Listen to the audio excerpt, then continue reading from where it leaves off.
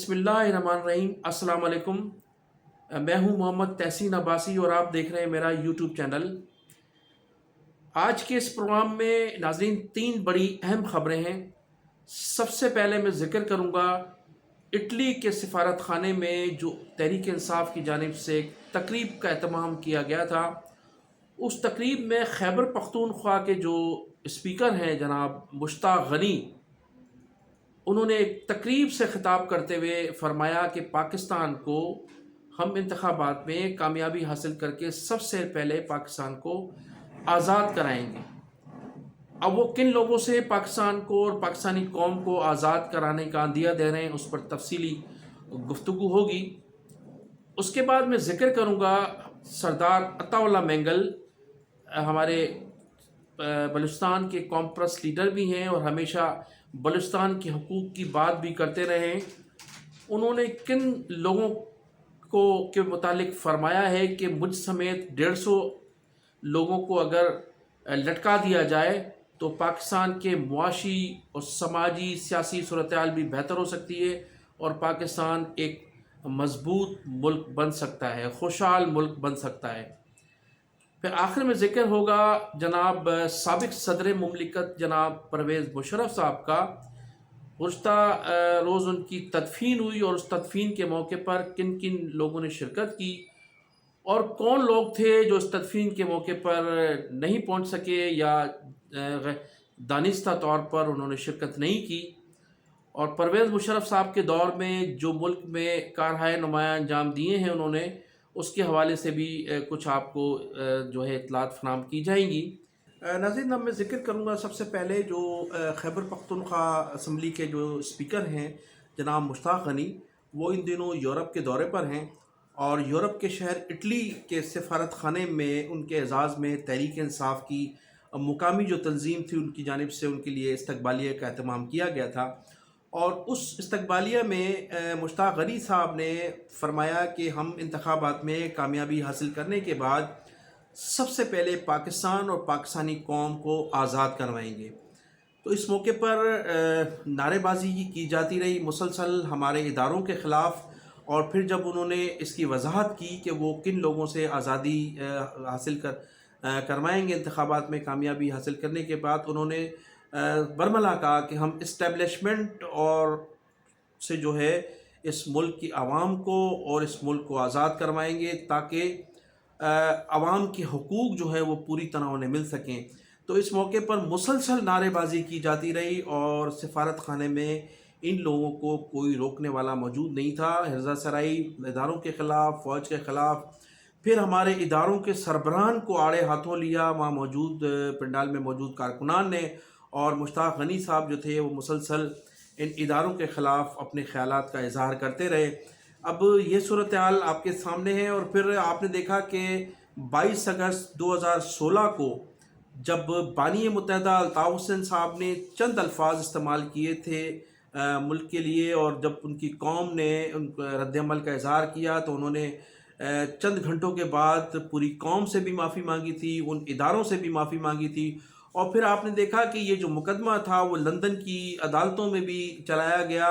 London में उन्हें बाइज़्ज़त तौर पर इस मुकदमे से बरी भी कर दिया गया।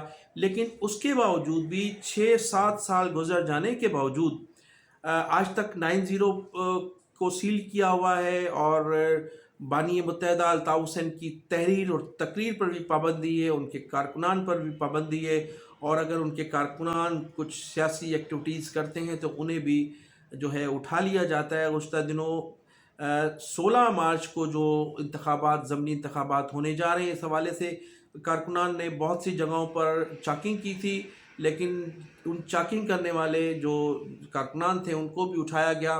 फिर बाद में ये मालूम हुआ कि उन लोगों को, कारकुनान को, जिन लोगों को उठाया गया था, जिन लोगों ने उनको छुड़ाया जाकर, उनकी तरफ से उन्हें तंबीह की गई कि आप जिस बानी के लिए, बानी मुत्तहिदा के लिए चेकिंग कर रहे हैं, अब उनका सियासी मुस्तकबिल जो है वो ख़त्म हो चुका है, उनका किरदार पाकिस्तान की सियासत से ख़त्म हो चुका है। लिहाजा अगर सियासत करनी है तो महाजर नाम पर सियासत करनी है तो फिर मुत्तहिदा कौमी मूवमेंट बहादुराबाद को ज्वाइन करें, वरना खामोश होकर बैठ जाएं।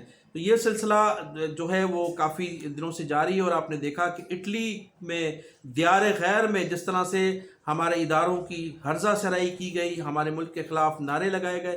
اس سے قبل بھی تحریک انصاف کی جانب سے اس قسم کی بہت سی شکایتیں موصول ہوتی رہی ہیں، اور بہت سے لوگوں کے جو ہے وہ ہمارے اداروں کے خلاف وطن عزیز میں بھی نعرے لگاتے رہے ہیں، اور دیار غیر میں پاسپورٹ بھی پھاڑے گئے ہیں، اور تحریک انصاف کے چیئرمین عمران خان کی جانب سے بھی افواج پاکستان کے خلاف، اداروں کے خلاف کبھی انہیں جانور کہا گیا تو کبھی انہیں نیوٹرل کے لفظ استعمال کیے گئے۔ تو یہ تمام صورتحال کے باوجود بھی ان کے خلاف وہ کارروائی نہیں کی جا رہی جو کراچی کے ڈومیسائل یا حیدرآباد کے ڈومیسائل یافتہ لوگوں کے ساتھ کی جا رہی ہیں۔ ناظرین، اب میں ذکر کروں گا بلوچستان کے قوم پرست رہنما ہیں جناب عطا اللہ مینگل صاحب، جن کی ساری زندگی بلوچستان کے حقوق کے خاطر لڑتے ہوئے گزر گئی ہے۔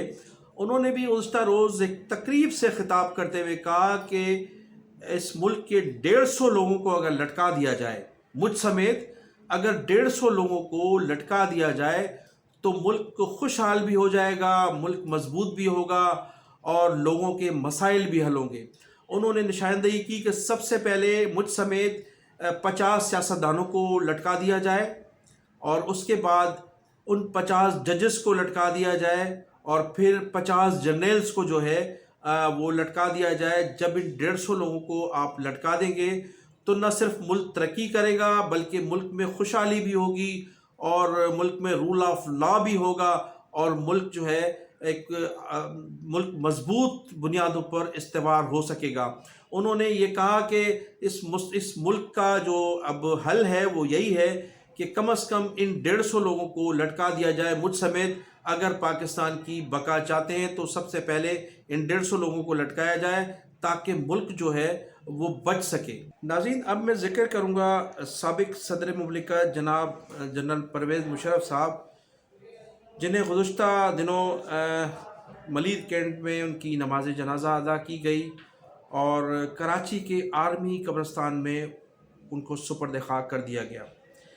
ان کی نماز جنازہ میں جن لوگوں کی آمد متوقع تھی وہ لوگ حاضر نہیں ہوئے، اور اس جنازے میں جن اہم شخصیات نے شرکت کی ان کے متعلق آپ کو بتاتا چلوں۔ ایک تو joint chief of staff committee کے چیئرمین ساحر شمشاد صاحب تھے، اور سابق chief of the army staff general Qamar Javed Bajwa اور کینی صاحب بھی اس موقع پر موجود تھے۔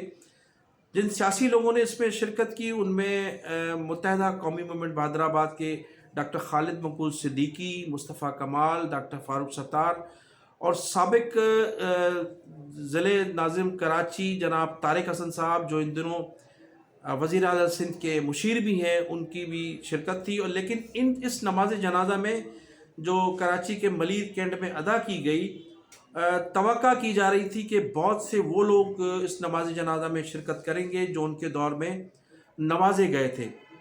خاص طور پر میں ذکر کروں گا مہر خاندان کی۔ اس میں سردار علی محمد خان مہر جو اس دور میں چیف منسٹر بنائے گئے تھے وہ اس دنیا میں موجود نہیں ہیں، لیکن ان کے بھائی جو تھے سردار علی گور خان کے متعلق یہ کہا جا رہا تھا کہ وہ ضرور اس میں شرکت کریں گے، وہ بھی اس میں شرکت نہ کر سکے۔ اس کے علاوہ غلام ارباب رحیم جو سابق وزیر اعلیٰ تھے سندھ کے، وہ بھی اس دور میں چیف منسٹر بنائے گئے تھے فوج پاکستان کی اسٹیبلشمنٹ کی جو تھی رضامندی سے، اور اس وقت پرویز مشرف صاحب کی انہیں خاص آشیرواد حاصل تھی، وہ بھی شرکت نہ کر سکے۔ اس کے علاوہ جو اس وقت دو صوبائی وزیر ہیں، سید ناصر حسین شاہ صوبائی وزیر بلدیات، اور اس وقت دوسرے جو وزیر ہیں جناب امتیاز شیخ صاحب، یہ مشرف صاحب کے دور میں بھرپور طرح سے نوازے گئے تھے۔ ناصر شاہ صاحب کو 2 مرتبہ ضلع ناظم اس وقت کی اسٹیبلشمنٹ کی وجہ سے وہ بنائے گئے تھے، امتیاز شیخ صاحب بھی اس وقت سینئر منسٹر تھے۔ تو ایسے سینکڑوں لوگ تھے جن کی یہ توقع کی جا رہی تھی کہ وہ پرویز مشرف صاحب کے نہ صرف نماز جنازہ میں شرکت کریں گے بلکہ تدفین میں بھی وہ موجود ہوں گے، لیکن یہ تمام لوگ جو تھے نماز جنازہ میں بھی غیر حاضر تھے، اور تدفین کے موقع پر بھی یہ کہیں نظر نہیں آئے، اور ہماری صحافی برادری جو ہے ان کی صحافی برادریوں کی نظریں ان لوگوں کو تلاش کرتی رہیں۔ ناظرین اس کے علاوہ جنرل پرویز مشرف صاحب جو تھے، جن پر آرٹیکل 6 لگا کر ان غداری کا مقدمہ چلایا گیا تھا اور پھانسی جو ہے وہ دی گئی، عمر قید دی گئی تھی، اور انہیں یہ وہ جنرل تھے جنہوں نے پاکستان کی 3 اہم جنگوں میں بڑا اہم کردار ادا کیا تھا۔ 65 کی جنگ میں بھی وہ جو تھے وہ پاکستان کی فوج کے میں شامل تھے، اور اس وقت بھی انہوں نے جنگ میں حصہ لیا تھا۔ 71 کی جنگ میں بھی انہوں نے حصہ لیا تھا۔ پھر کارگل میں جو جنگ ہوئی تھی ہندوستان سے، اس میں بھی وہ اس جنگ کی کمان کر رہے تھے۔ تو ایسے جنرل کے خلاف آرٹیکل 6 لگا کر غداری کا مقدمہ بنایا گیا تھا، لیکن صرف محض اس لیے کہ شاید ان کا تعلق کراچی سے تھا اور ان کا جو تعلق تھا وہ اردو بولنے والی فیملی سے تھا۔ جنرل مشرف صاحب نے اپنے دور اقتدار میں پاکستان میں کون کون سے کارۂ نمایاں انجام دیے، اس کی تفصیلات اور اس کے متعلق ہم آئندہ ایک خصوصی پروگرام کریں گے، ان کی تمام تفصیلات جو ہیں آپ کو اس سے آگاہ کریں گے۔ تو میں اب انہی الفاظ کے ساتھ آپ سے اجازت چاہوں گا کہ آپ میرے چینل کو سبسکرائب بھی کیجیے گا اور کمنٹ سیکشن میں جا کر اپنی قیمتی رائے کا اظہار ضرور کیجیے گا۔ پاکستان زندہ باد۔